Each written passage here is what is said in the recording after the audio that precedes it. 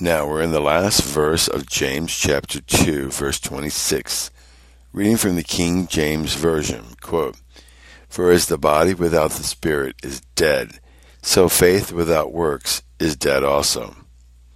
Unquote.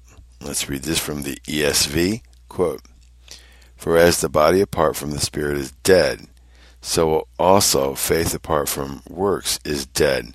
Unquote. Now this is pretty plain, so let's go ahead and parse this out in the Greek. For as the body without the spirit is, so let's parse out is, that is written in the present tense, which represents a simple statement of fact or reality causes occurring in actual time.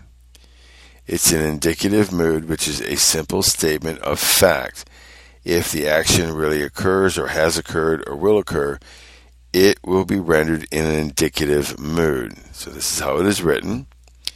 Continuing, is dead, so faith without works is, and let's look at that, it's the same thing.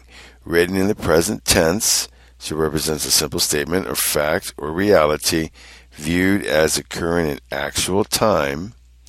It's written in the indicative mood, which is basically simply stating a fact. So let's continue on. Dead also. Pretty simple verse. Let's go on into John Gill's commentary on this. Quote, "For as the body without the spirit is dead," unquote. This is used to illustrate what the apostle had asserted in James 2:17. Quote, "Even so faith, if it hath not works, is dead, being alone." Unquote.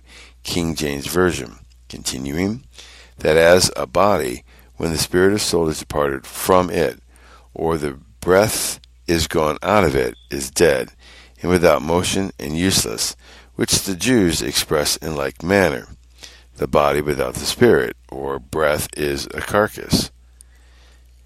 Quote, "So faith without works is dead also." Unquote. A vain thing, useless and unprofitable, can neither justify nor save nor prove that a man is justified or will be saved. Unquote. Now this ends John Gill's commentary on the last verse of chapter 2 in James 2:26. Let's not forget that this was written to the Jews in disbursement. It's also the first book written in the New Testament accepted by the churches in that time frame, and then became canon in the 300s and found in the New Testament, not as the first book, but we know from the time of dating and everything of the writing that this was the first book written. So now, I want to bless you. Thank you for listening to Discovering the Scriptures.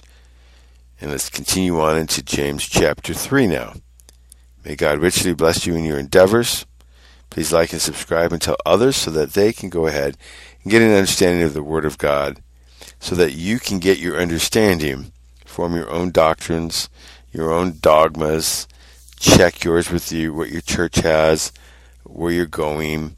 I'm not here to build doctrine or dogma. I'm here to expound on the Scriptures for all to take profit from. May God richly bless you.